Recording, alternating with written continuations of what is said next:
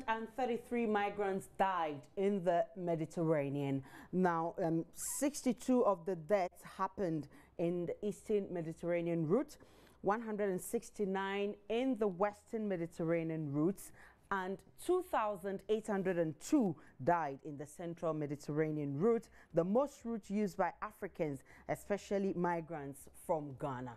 Indeed, an undercover CNN investigation which revealed some black Africans trying to migrate illegally through Libya were arrested and sold has strongly invigorated the migration conversation, with many questioning how the Ghana government is dealing with the menace. Well, today, at a town hall event organized by JoyNews in collaboration with DW to find answers to the menace, the Minister of Information is charging the youth to believe in the country. And you ask yourself, what is there to believe in? Of course, we've heard the President also calling for same, and we've heard the Foreign Affairs Minister assuring that government will deal with the problem.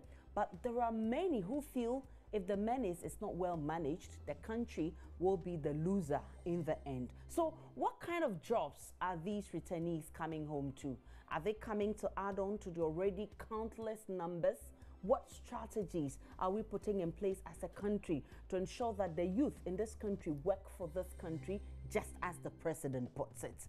Today on PM Express, your views are needed as we look for a panacea to the migration dilemma. We will be sharing some of the dilemma with you and also hold government for the jobs envisioned for the youth. My name is Aisha Ibrahim. An exciting conversation awaits you after this break.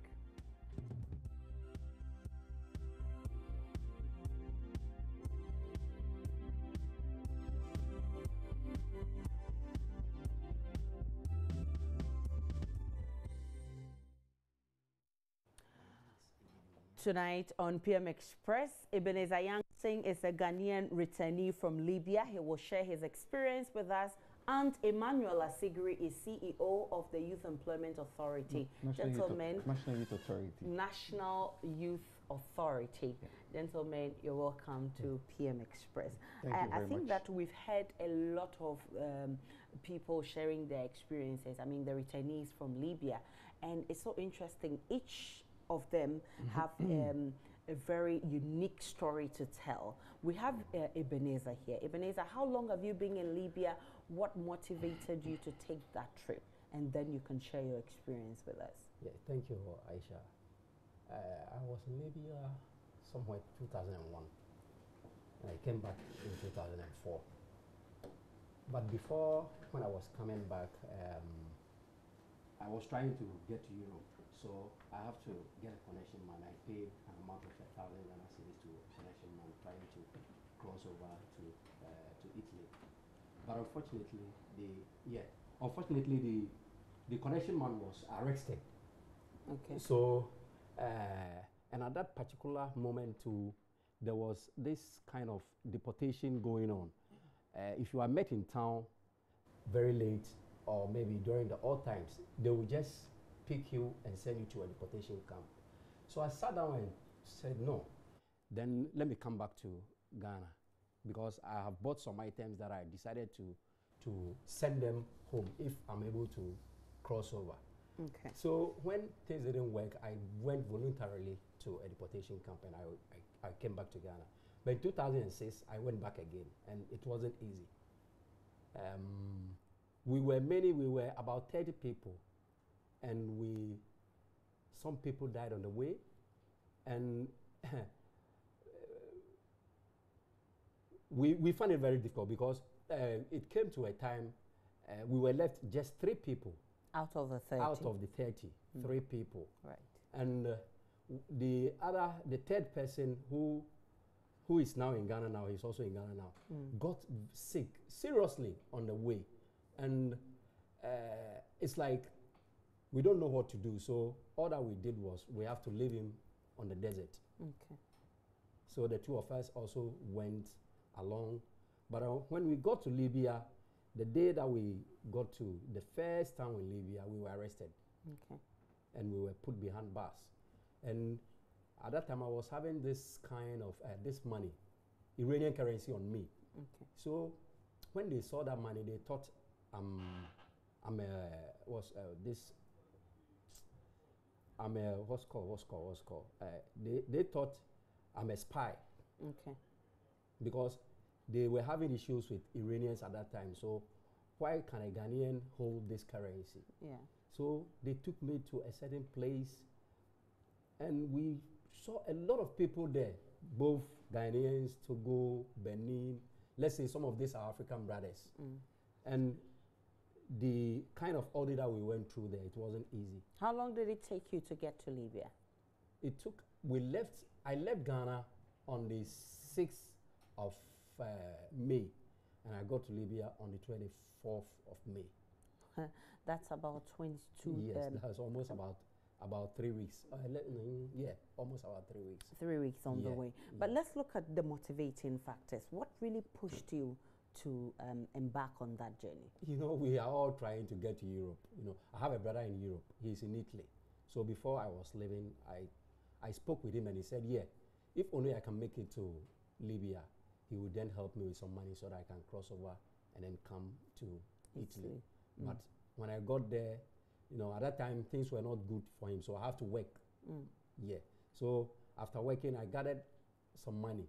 So that's why I went and paid that 1,000 Ghana cedis to make sure that I cross over to Libya. But things didn't work, and I came back, and then I went back on 2006 because I heard that connection man has been released, and he is trying to push all those who pay the money to him before his arrest.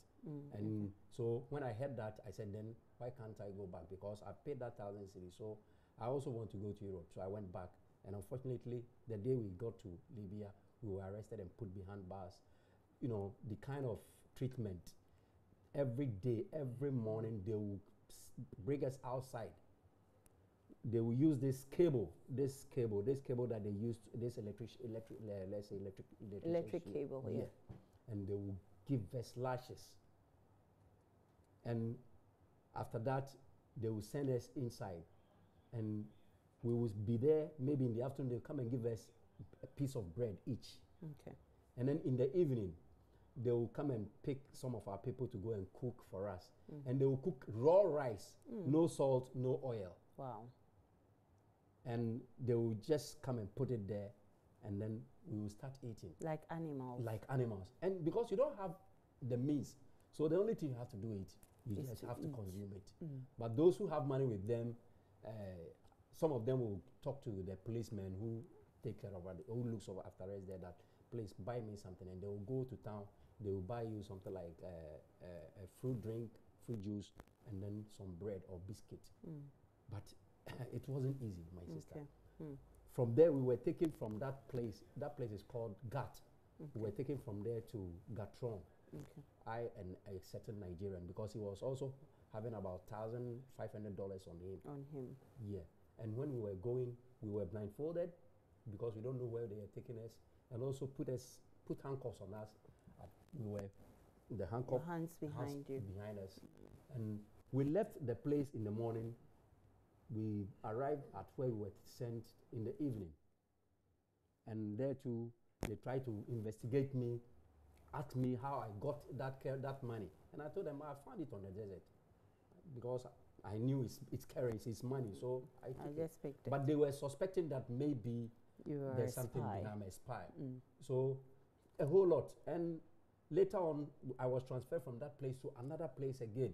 So the last time was in somewhere the first week of August.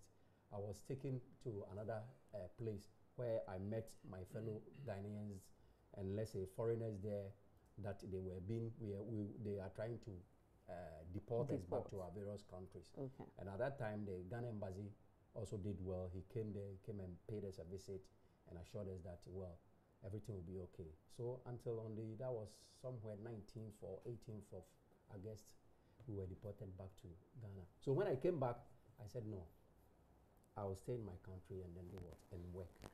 And it has been good. We continue to hear the stories of how some of these people are being sold, like how goods or animals are sold. And of course, we in Ghana are still not sure whether there were some Ghanaians involved in this kind of trade. You have been there. What is the real situation?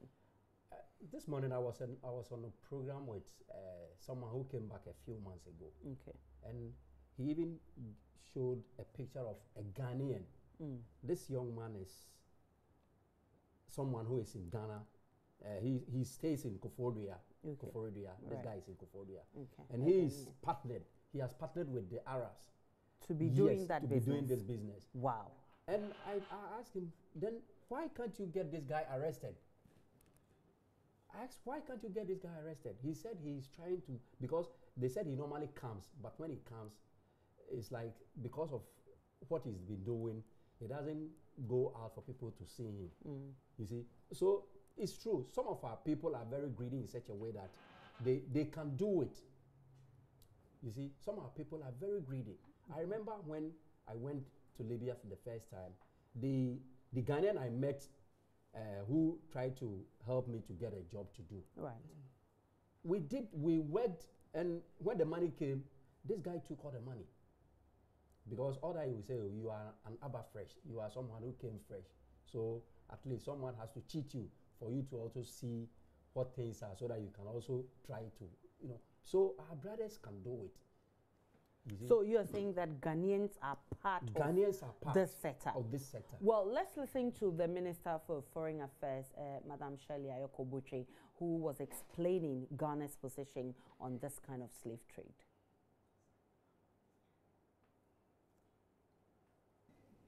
Mr. Speaker, the ministry has had the opportunity to engage in comprehensive discussions with the head of IOM Ghana over how best to handle the whole problem of irregular migration and its negative consequences.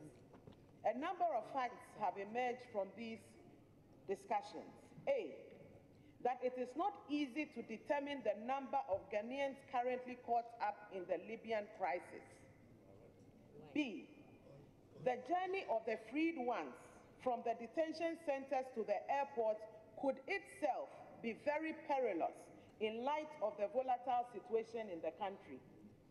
C, no one can say for certain whether or not some Ghanaians have not fallen victim to the slave trade. D, some family members of the Ghanaian detainees have had to pay ransom, sometimes as much as 5,000 Ghana cedis to secure their release. It is possible that those detainees whose families could not mobilize resources to pay the ransom have been sold off. We'll be making our checks and investigating to find out whether the Ghanaians who are part of, who are victims of this slave trade. And it is through the investigation that we found these 168 Ghanaians in detention centers. They are not, or they have not been victims of the slave trade, but rather they have been put in detention awaiting deportation because they were found to be illegal. What's the foreign ministry going to do to ensure that Ghanaian citizens don't become victims of this horrifying slave trade? Any plans, anything that's been activated, anything being implemented by your ministry to protect the Ghanaians? Well, yes, that's exactly what I mentioned in the press statement we issued yesterday, that we are now having to open a consulate in Libya. In times past, when Libya worked, we had a full embassy there. Many countries closed down and left. But we are having to open a consulate, and we are in the process of doing so. So that was Foreign Affairs Minister Shirley Ayoko-Botchwey explaining what government is doing to handle the situation. She also says that we are not very sure if Ghanaians are part of the slave trade. But we heard from Ebenezer Yangsing, who says that some Ghanaians are part of the setup, and which is very, very worrying. Mr. Sigri, in all of this, we've had so many people calling for these migrants to come home. We've had people saying that come home, work for your country, and what have you. But what we haven't heard people talk about is what jobs these people are coming to. The fact is, there are no jobs. So why are you asking them to come back home? Thank you very much, Aisha. Before I answer this question, let me use this opportunity to indicate that this revelation by CNN has really been a very worrying one to lots of us. And me as a person, knowing how we place value on human lives as Ghanaians, coming from a background where we deal with animals, and excuse me to say, we will not even take our animals to the market and sell them like we've seen through this undercover done by the CNN. I think that it is not for nothing that the UN Security Council had to convene yesterday on this matter, and taking into account statements that have come from well-meaning Africans, including our president. And I think that they've all not missed words to condemn what is going on. We must admit that the current situation in Libya makes Libya looks like a banana republic. Definitely. Where there is no law and order. And that is why people have taken advantage of these vulnerable ones, and they're doing this to them. But I believe with what is currently going on, the world needs to move in and then stop this, inhuman activity that is taking place in that country, irrespective of the fact that it is difficult to really trace and then point to who you can call on to put checks and balances and stops to these things. I think that the world needs to move in and then stop what is going on. Now, coming back to the question you posed, I think that what is going on, it shouldn't be just a thing limited to Ghana, calling on its citizens not to embark on, this kind of expedition. Before this exposure, it's been one worrying thing looking at how our sub-Saharan African brothers who have taken to this venture of trying to cross into Europe, going through the Mediterranean, and today we're told we have the eastern and then central corridors. And you see the kind of, situations they find themselves in. Some having to go into crowded boats where they capsize. And I remember about 2-3 years ago, it was like on a monthly or weekly basis. When we were getting reports on such incidents.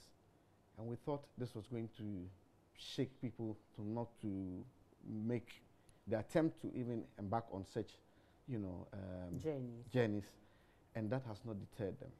We cannot but to encourage our citizens to look to the country, irrespective of how difficult the situation is. I think that we have, my brother here who has given a vivid experience. He has lived this, and he's talking about what it is that he would never want to put himself in. And before we came into the studio, I was just engaging. I was telling that even those who've had the opportunity to go to Europe or America through the proper channels, it is not easy with them. Okay. Because if you are not part of that society, it is always difficult to integrate. Okay. So to decide to embark on this type of a journey with the hope that you would get life better on the other side, when we are getting graphic pictures of what is so dehumanizing, and yet young people waste their lives in this type of a venture, actually you can't but to encourage people to stay back home.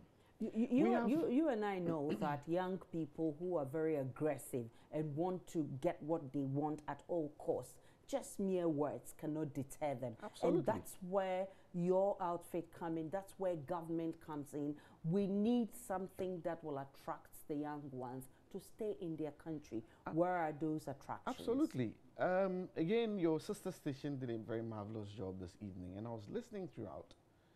And speakers upon speakers were making the points, and you kept on hearing people saying poverty is the driving force that leads people into these activities. Absolutely. And I said, I don't think that poverty is the driving force. Okay. I say so because we have an example here. If you listen to the stories that they give, it is not something you just get up and say, I'm embarking on the journey, and you're doing that with your 10 fingers. People raise money to embark on these journeys. Okay. So if we are talking or looking at poverty as the underlying factor And the monies we're talking of are not small amounts. Okay. People raise thousands of dollars, Okay.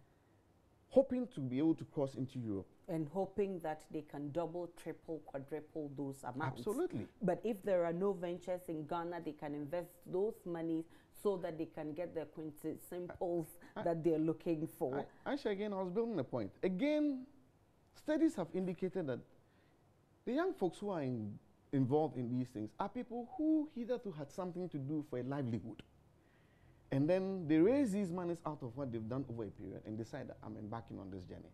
But that notwithstanding, we still need to admit that we are faced with a challenge. And for that matter, as a country, as a state, as a government, who, have been given the mandate by the people, what is it there that we are doing to get people put themselves in to get a better livelihood? And that is the question you've posed to me as a leader of one of the key youth agencies. Exactly. We at the National Youth Authority, since we took over with our new mandate, which is the Act 939 of 2016, that is empowering us to get into proper youth development as compared to what National Youth Authority used to be doing. We quickly had to look at what it is that are the challenges of the young people. And we categorize the issues confronting us on two fronts. We put them in formal and informal sectors.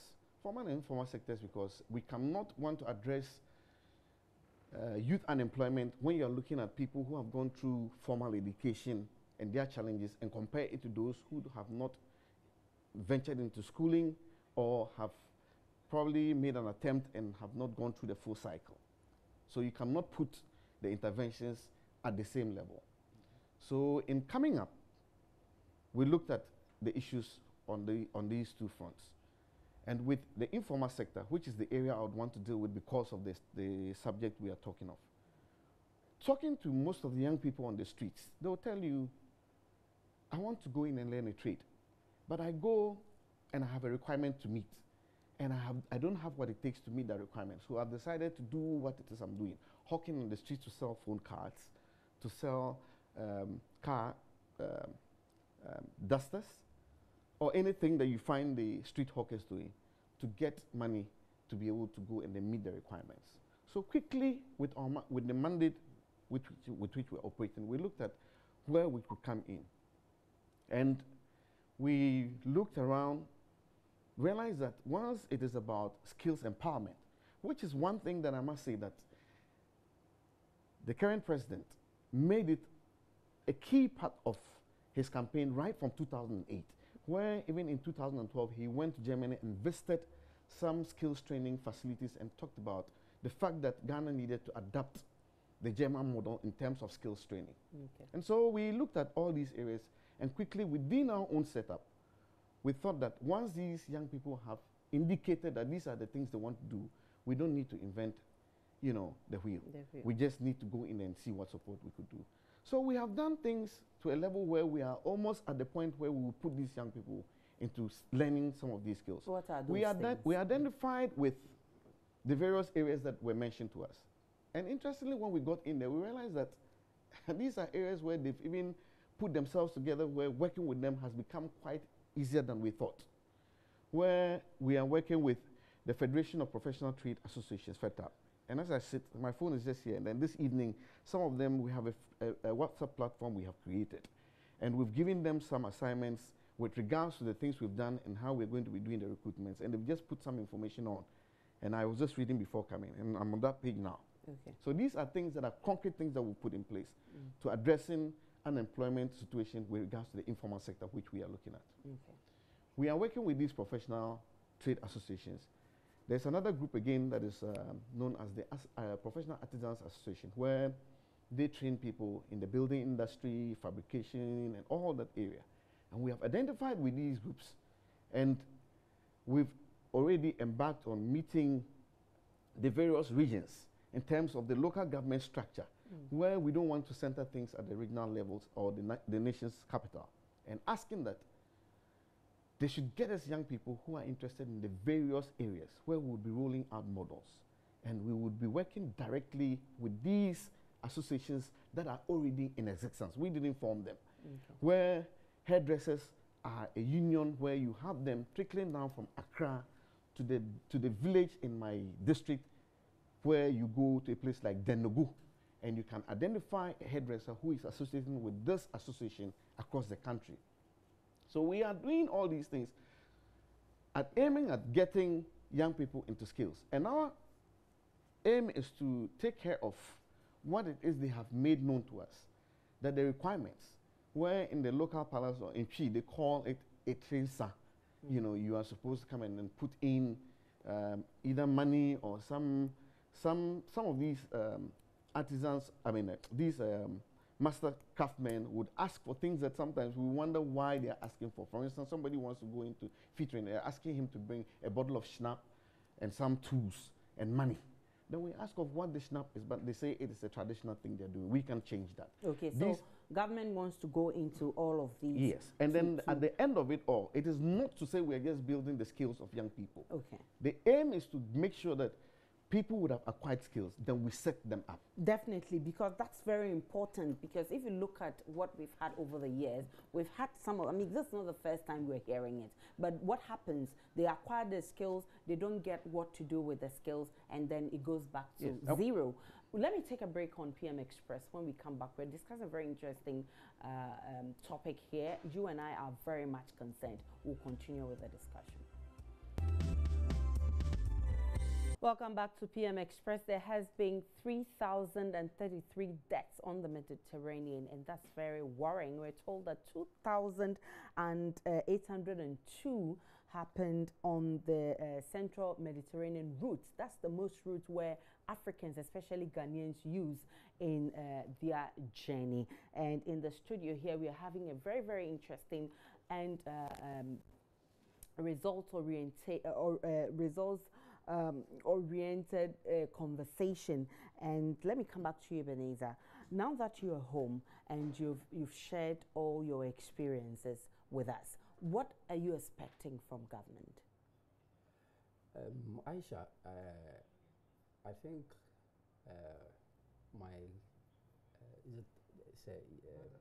my brother has, said so many things, but the implementation is the issue. We've had governments upon governments, and anytime we talk about unemployment, the only thing they tell us is that there's job in the country, but we can't find them.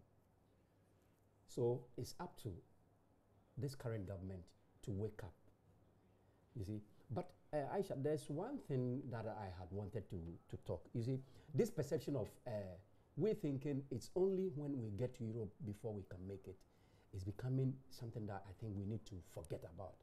Because when I came back, though in the beginning it wasn't easy, but now I'm okay. I've been able to get a job to do.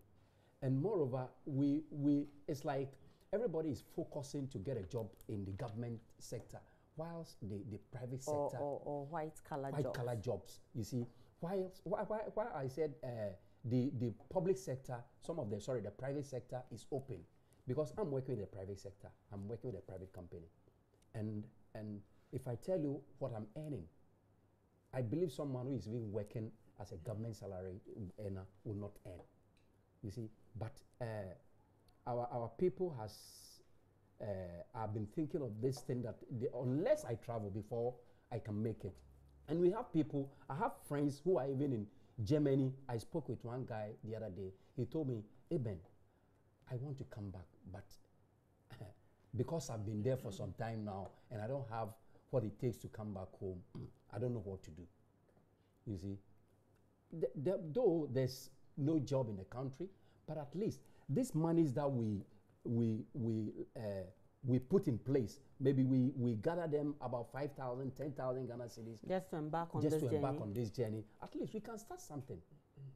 You see, we can start something. But as you said, if I don't know what to use the money for, what do I have to do? Right. Because if I have the money and I don't know which kind of business or venture that I'll put the money in, then the best thing is for me to say, then let me go out. So it is up to the government to open up more, let's say, to put up some measures, or if we can help our brothers with some entrepreneurial skills, so that at the end of the day, if they are out, they can also get something, so that they can even employ people. You see, there's this thing that mostly what the job that we normally do in Libya was this plastering job. Okay. And when we come back here, we don't get those jobs. You don't get it, or you don't want to. We don't want to do it. Okay. But that is the job that we've been doing over there. Over there. Some Probably have also been doing painting jobs. You see, but when we come back, we don't want to do it. We are looking for a new or a different kind of job to do. Okay. You see, but I think, and let me tell you, we all learned all those jobs. We learned them there. We don't learn them here. Okay. I learned how to plaster in Libya. In Libya. I didn't learn it here. In Ghana. And I can do it. But when I came back, I saw that no, this is not the kind of job I have to do. Here. You see.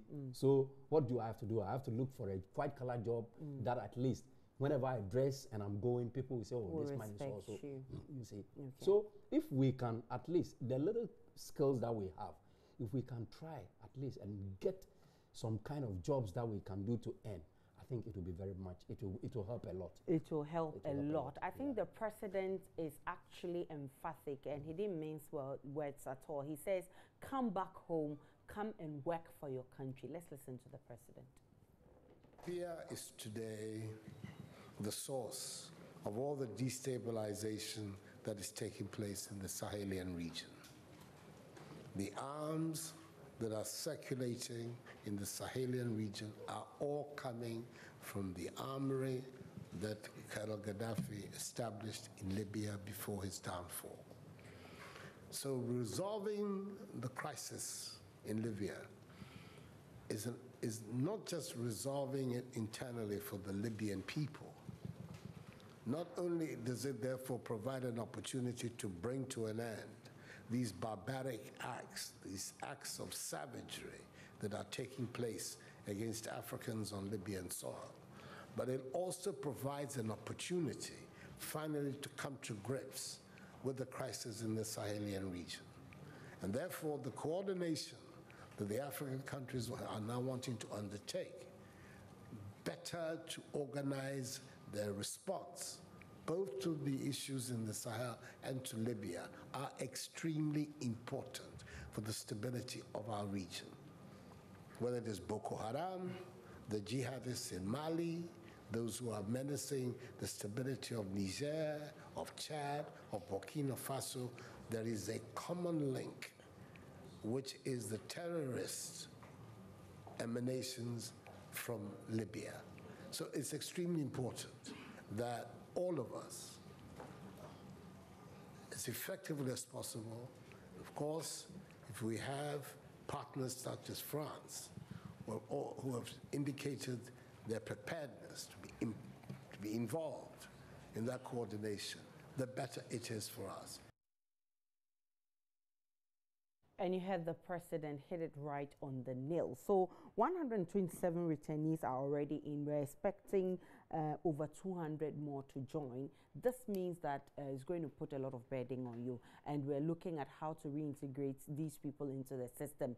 The National Youth Authority, what are your plans in integrating these people? And how do you also explain to those who feel that you actually haven't lived up to expectation, not only your government, subsequent governments?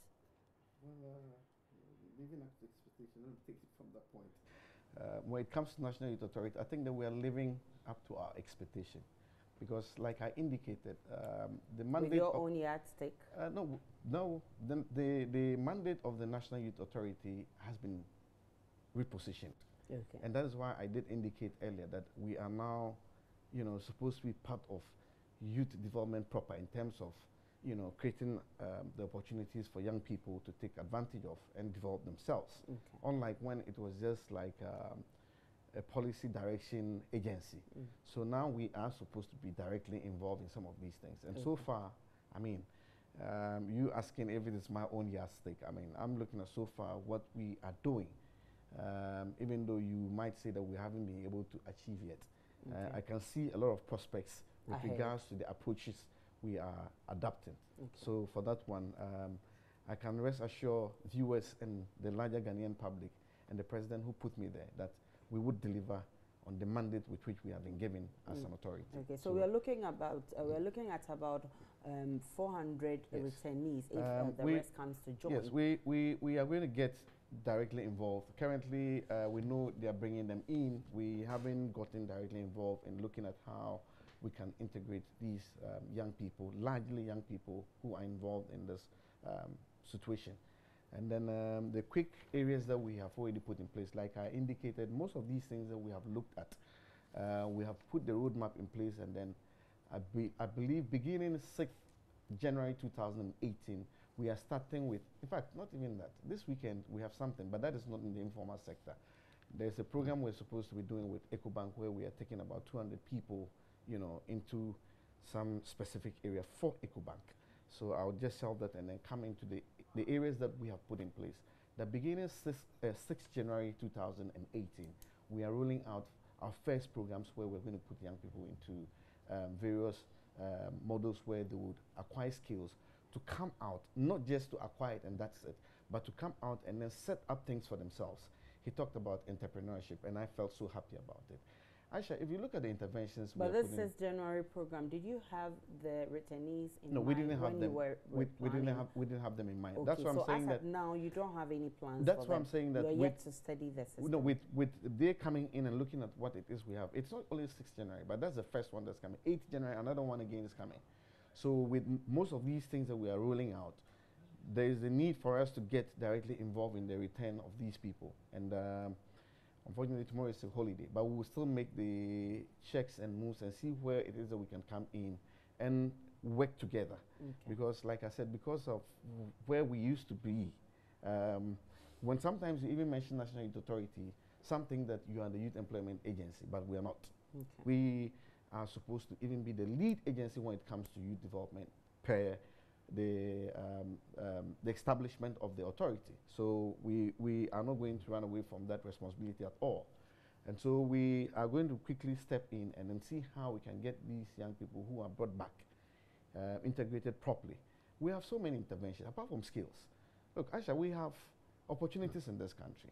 If you look at the interventions as a government we are rolling out, it is not for nothing that the government is rolling out some of these programs, and you find even international bodies hailing and then getting involved. For instance, the flagship program, Planting for Food and Jobs.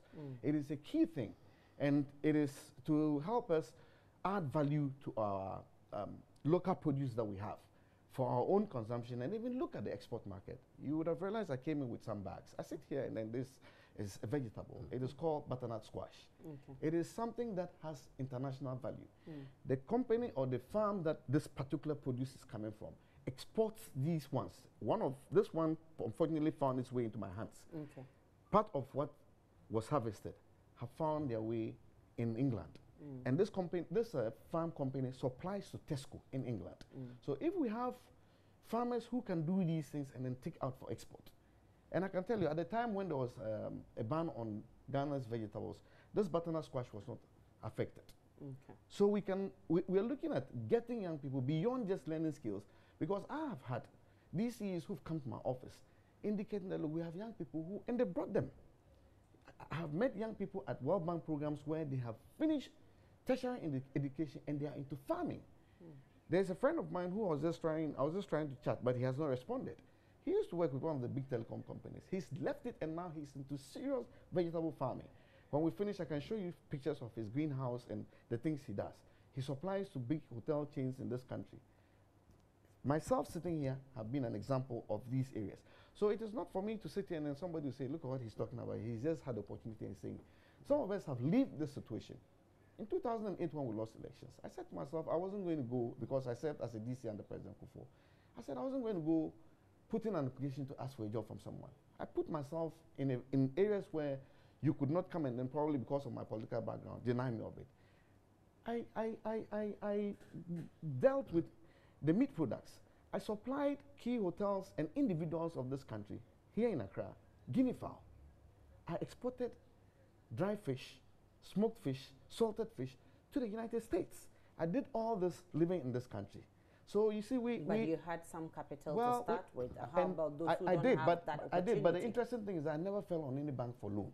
Okay. You know, he's You talked were about. lucky. Well, you might look at it in that sense, but don't forget that I started by saying that when they say poverty is an underlying factor, I beg to differ, because the young people raise huge sums of money and put into this venture. He's here, and he can attest to this. Yes. So these things that they're doing, yes, but you need to create opportunities. That is why I'm saying we are getting into these areas where we are doing this. Look, this is Dawa Dawa, which has been processed here, Ghana Dawa Dawa, from the north, and it is processed for export, for the export market. We are encouraging young people to look at these areas where we say, let's add value to things that we do. Dry okra again for export. And the company behind us is a Ghanaian company. So we are doing these things to let young people understand that when we say get into farming, it is not an avenue where we think that it is left for some class of people. Again, the question of, I mean, that's saying that if you ask a school child, what do you want to become? He says, I want to be a teacher, I want to be a doctor, I want to be a lawyer. I mean, very few of them you hear saying they want to be teachers because they feel the teaching job is not attractive. Have you made farming attractive enough to attract these young ones? Let me take a break on PM Express once more, and we'll continue with this discussion. Welcome back to PM Express, and some of these interesting topics you never want us to end, but of course time is flying. We have some few minutes to go. I want you to clear this. It may be a perception, but that's what's out there. Now that these people are in, the expectation is high, but there are those who feel that this, I mean, your outfit, for instance, and all the other youth organizations around, I mean, it's just become, and over the years, that's what we've seen, that it's become like providing jobs for party foot soldiers, or, you know, job for the party people. And so how are we sure that we are not going to see that, and these people who are here can be at least employed or giving something to do with their time, and also not forgetting the backlog that we have, because we have a lot of people who already here do not have jobs. Actually, see, let me use myself as an example. And the quick one I'm going to say is, I went into an establishment where I went and met the people who I'm supposed to be working with, that I'm working with there now. There. I don't know the political colors of these people who I'm working with. They are the best who can do a judgment of me as to whether, since I got in there in February, I have acted in that light where I am looking at things with a political lens. Let me just leave that as an answer to the question you've posed, and then come back to one interesting area. When Ebenezer was speaking, right? Ebenezer? Yeah. Yes. He did mention that he learned how to plaster in Libya. Based on difficult circumstances. He didn't do it because he desired to do it. He learned but the hard way. When he got back, he felt like, I don't want to do this job. When he said it, I smiled. It has been the mentality, because you talked about agric and how is it attractive to young people. And I decided to use myself as an example, and then my friend Clifford. I just showed you his pictures with his vegetable farm and all that. You looked at the pictures as well. If you take the building industry, there's one worrying thing happening, just when he mentioned the issue of plastering. Our building industry is being hijacked by our brothers from our neighboring countries. If you go into the building industry, and I believe those who are working in that sector would attest, those involved in POP, those involved in tile laying, largely are not Ghanaians. You ask them, they are Togolese, they are Beninois. And then you tell me that we don't have opportunities in this country. We do. What I am challenging young people is that, bring out yourself, tell us what it is you want to do. And like I keep saying, the National Youth Authority is positioned to be able to do what it takes to help young people to move themselves forward. It is not a matter of we saying that we are building the skills of people and that's it. We want to build the skills of people and make sure we set them up. Fortunately, beyond what we can do, there is an agency that is put in place now to help young people even set up businesses. And we are working very closely together. With that, to provide jobs. So I am using this medium and other mediums that I get to project that we get together and see how we can get definitely. to move this country forward. Just in 1 second, what advice do you have for your fellow returnees and those nurturing the idea of embarking on such journeys? Aisha, all that I will say is let's try to at least find something to do, because coming in now without them having some monies on them, I know it's going to be a problem. But I know, you know, Ghanaians, our So hospitality is good. So I'll advise those who have the skills to find look out something for something to do. Okay. And I think if we do that, it is going to help. And also, let's also look at the private sector too. The private sector, there are places that there I think that point so that they can also has get some been job well to do. made. And of course, this must stop in the earliest possible time. We certainly cannot continue this way. We will be watching keenly and also hold government accountable to, you know, I mean, to what it wants. I mean, it wants us to believe in the country. We want to find out what the government is providing for the country for us, the youth, to believe in. My name is Aisha Ibrahim. Thanks so much for watching, gentlemen. Emmanuel Asigri and Ebenezer Yangsing. Many thanks for coming on PM Express, and we'll be here to do it all over again tomorrow, same time. Have a great one.